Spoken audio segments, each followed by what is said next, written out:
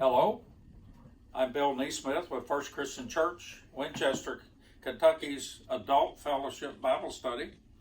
We continue in our study of the apocryphal material. This is the third lesson in a series on the book entitled Wisdom of Jesus, Son of Sirach. I will review some high points in this book that are covered from the middle of chapter 6 through about the middle of chapter 14. Scholars claim this large, first of all, let me remind you, this scholar, Sirach, is teaching boys approximately 180 BC.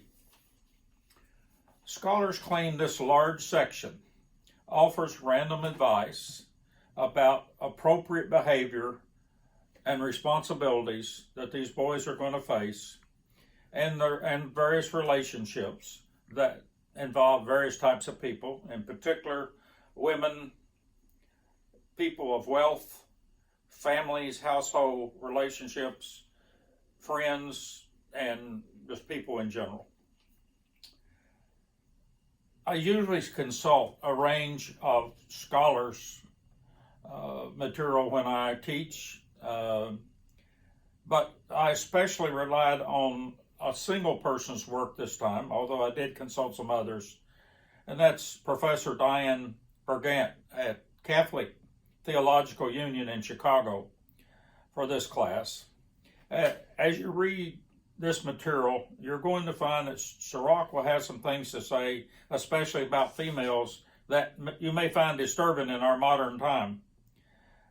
Consequently, I wanted to make sure I had the input of a woman biblical scholar guiding me as I prepared this material. We left off last session in the middle of chapter 6. Continuing from that point, verse 18, I believe it is, what you will see is 22 verses of poetry that extol wisdom set in the female persona.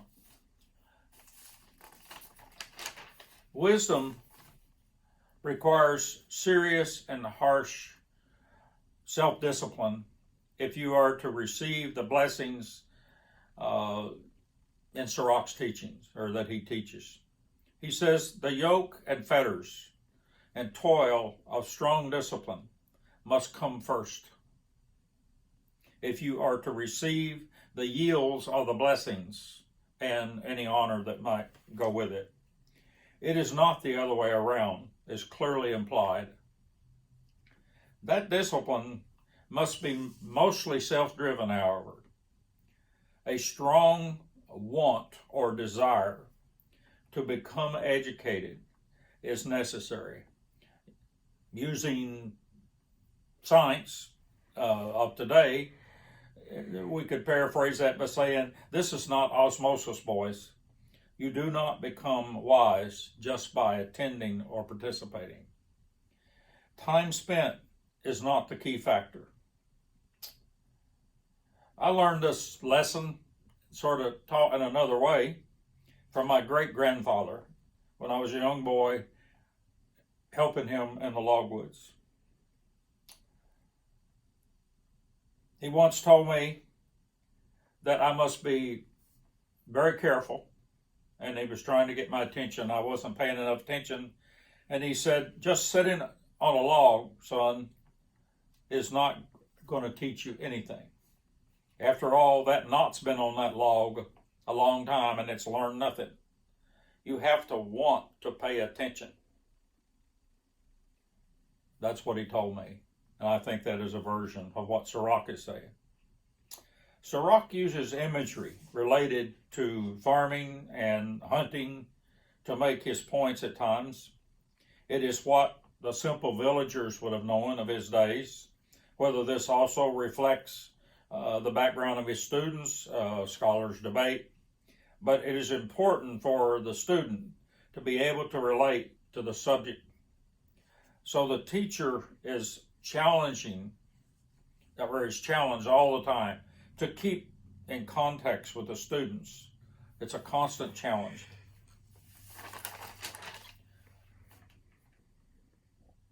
In analogy, Sirach says the roots of education is bitter to the taste, but the fruit are sweet.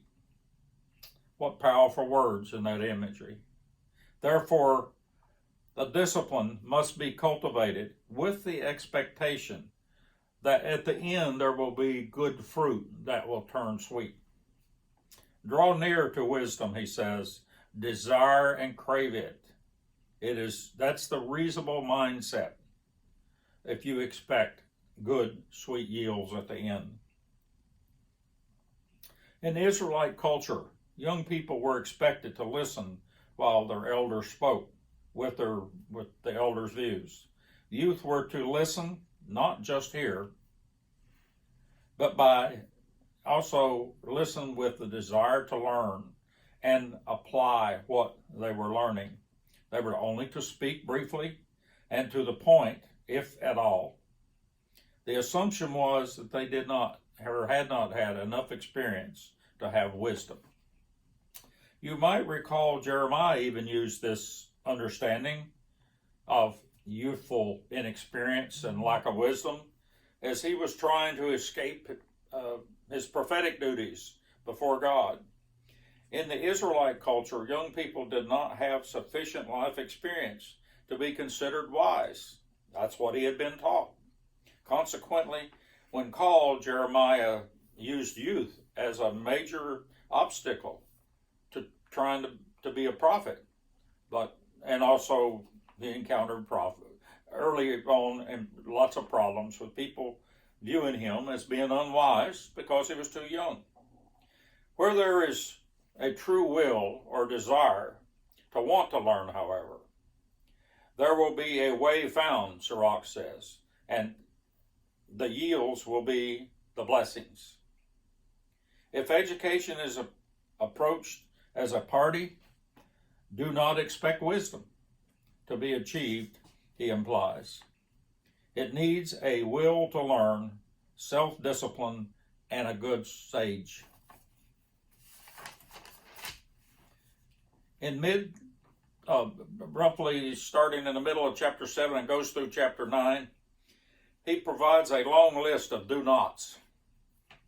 The consequences of sin and directives for wise and faithful living are his core themes here.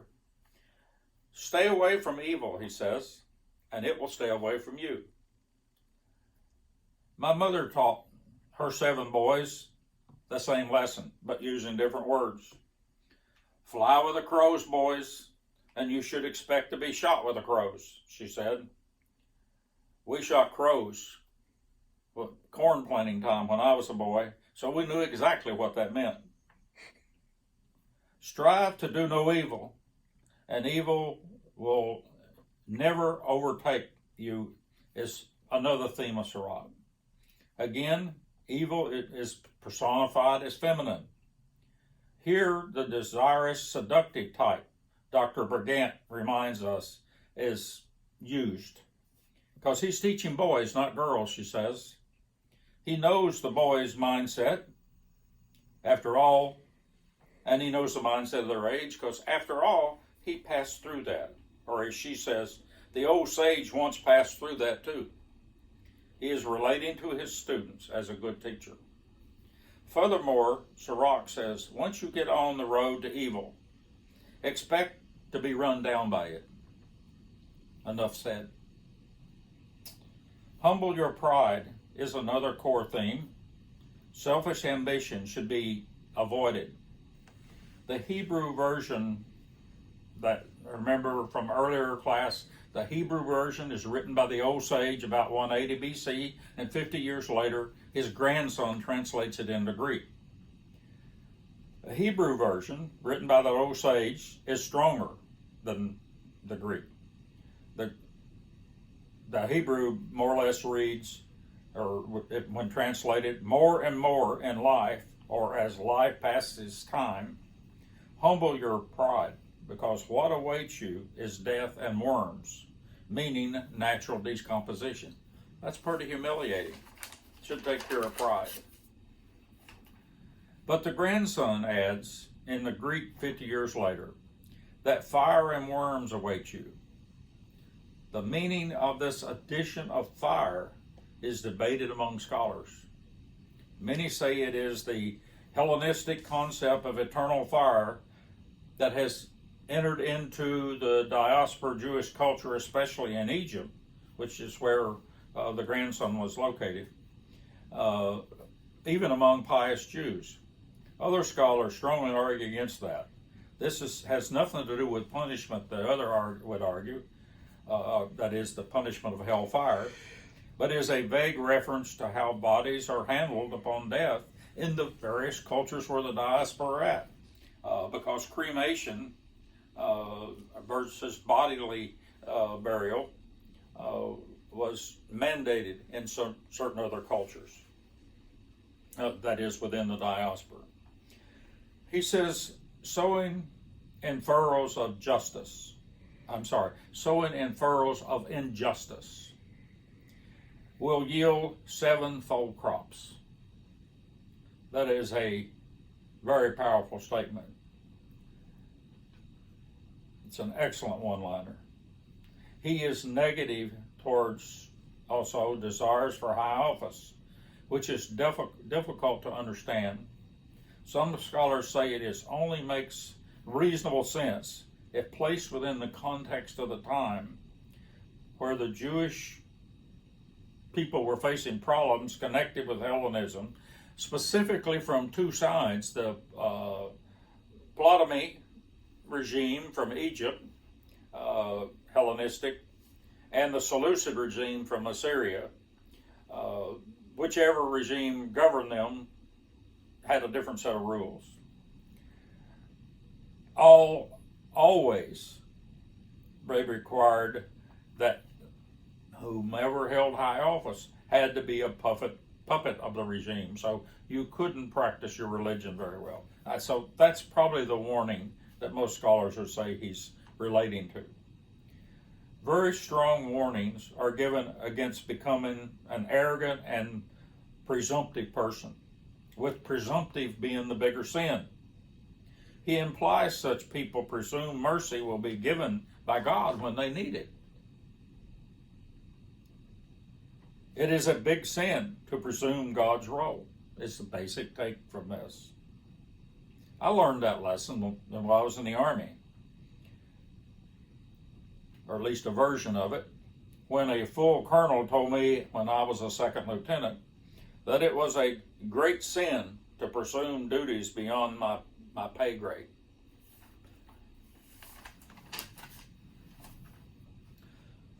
Sirach included empty prayers and repetitive rituals as fitting this problem also, in that you're presuming.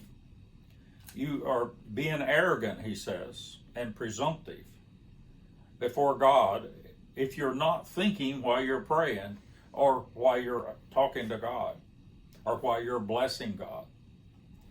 Jesus echoes this message in Matthew 6 when he tells us how to pray. Never repeating the same sin twice is wisdom. In other words, the wise learn from their mistakes. A high school teacher taught us many years ago, when I was a freshman in high school. He was our ag teacher. That fools never learn from his mistakes, he says, and repeats them over and over, expecting a different set of results each time. A smart boy learns, though, he says, from his the first time and doesn't have to repeat them. And a wise fellow learns from other people's mistakes, he said, having the pain of the first kick from the mule as a lesson learned from somebody else that they do not have to learn themselves, because they now, the wise man knows, that is the nature of a mule to be a kicker. Ben Sirach is high on virtues of hard manual labor, with farm labor being a godly creation. My parents must have read this too, because they clearly practiced it. Other Hebrew literature squares with this. That is, extracurricular Hebrew is from the Bible. Teachings of this time implies that whoever does not teach his son hard physical work is teaching him to rob. That lesson has wide implications in our society today also. Sirach moves his advice into the privacy of the house. Some of it is tough to read in our modern mindset. But Professor Brigant implies, remember the times for which Sirach is writing. Then is not now, she says. I love that line. Then is not now. You will receive here a clear idea of the standards of Sirach's day. And they're clearly not those present now. But to understand what he's saying, you need to appreciate that. She adds, it is even stronger language in the Greek when the grandson writes it. The bottom line in Sirach's teaching here is that the patriarchs are in charge. Understand that. Yes, but they have responsibility. In other words, that patriarch needs to understand he has responsibilities before God to treat its domestic and social obligations in fair and equitable ways. Sirach was clearly fond of the priest and of the poor, but we must also recognize that as a sage, his office as a teacher of boys, he was employed by the priest, or the priestly authorities anyway. Their roles included service to the poor and needy. We should also respect that appreciation and service to both of these groups, that is the priest and the poor, was greatly variable or highly variable throughout Israeli history or Israelite history. But the Torah was clear that these were duties before God to honor your priest and to take care of the poor or those that were needy. He makes the point that each wise person has responsibilities towards the priestly class and care for the socially marginalized. Those duties link you before God, he says. Human beings are God's children, and they too have needs, even upon their death, that you are duty bound to graciously address with honor to God, not as a resentful duty or a task, but as an honorable task. Caution in relationships involving women are outlined in chapter 9. Dr. Brigant says this is advice about seductive and sexually promiscuity from a Jewish male's point of view at that time in society. The view in general is that the female is a dangerous seductress, as mainly talking or implies. She says mainly they're applying or referring to the prostitutes and partygoers of the day. She says we must remember ethnic purity was a critical issue in Jewish faith. Linked to the pure woman is an implied understanding. And as she says, and you boys have a duty to keep it that way. With friends and neighbors, Sirach implies, they are much like good wines. Both need time to age before they can be truly enjoyed. Well said. Much of chapter 10 is a poetic discourse on pride and honor with some riddles stuck in there.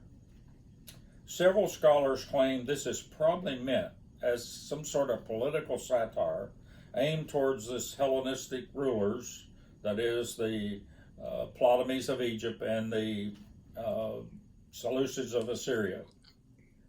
These two groups had great influence over Judah post-Alexander the Great for 200 years or so until the Romans took over. He makes the point that one needs a certain amount of pride, but to realize that pride and sin operate in a vicious circle, feeding equally on each other, he says. In chapter 11, Sirach turns to deceptive appearances in your life. At the end, it is a view of the whole life lived that is going to count. Even short periods of deception, that is, living different from what you generally are, can destroy your reputation. At this time, life after death had not become a significant view within Judaism, if at all. Instead, the reward for a faithful life was to be remembered, and their idea was to be remembered for multiple generations for your good name and the deeds you had done. He next moves into the poetic discourse associated with relationships, friendships that involve people of wealth, scoundrels, strangers, sinners, enemies even. His thoughts are very random here, but he has some good imagery, uses hunting traps and magic mirrors and snake charming analogies and so forth. It's a good read. Sirach is especially concerned about the average Joe trying to fit in with these people, especially fit in with the rich. He says, you, and he's referring to the common Joe, are like a clay vessel colliding with a steel or iron kettle. Who gets damaged is without a doubt. But he does not criticize the rich for simply being rich. In closing, his big message in these chapters is that death is universal and there is no way to escape it. So youth, live your life fully, but applying wisdom, good ethics, and common sense to all your behaviors and actions. Treat all, at all levels of society, as God's children, and the way God wants his children treated. That is your solemn duty to God and to his children.